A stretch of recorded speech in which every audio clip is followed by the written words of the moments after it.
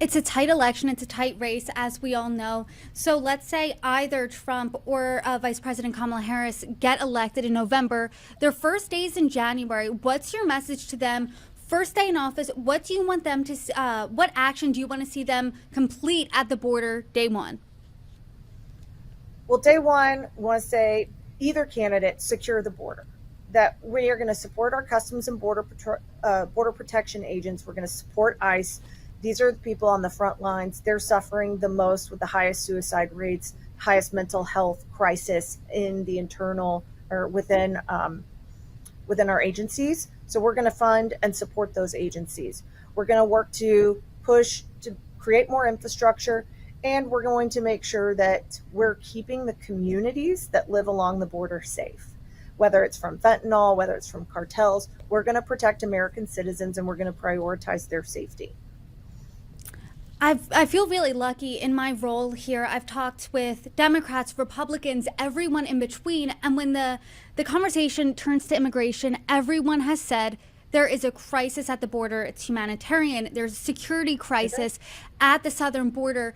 And it has become, as many have said, it's now a state problem. Every state is a border state. As someone in Texas, what do you think is missing then from the national dialogue when it comes to immigration, when it comes to border security?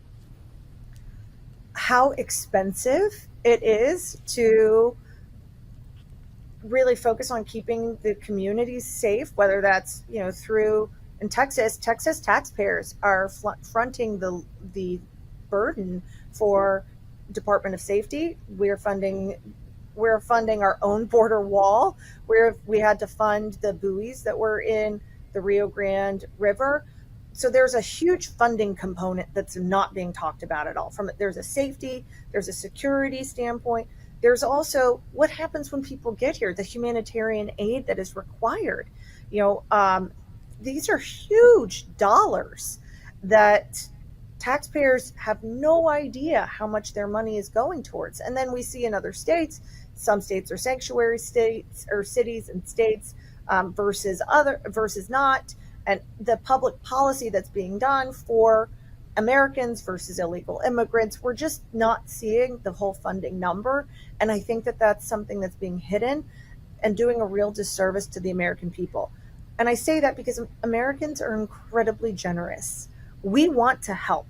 We want to do right by people, and we want to provide freedom, opportunity, and prosperity to all. That is an American characteristic. That doesn't mean that we're against immigration, right? But we need to actually understand the tax dollars that we're putting towards this to help solve the problem. And when people have more insight, things would change much quicker, I imagine.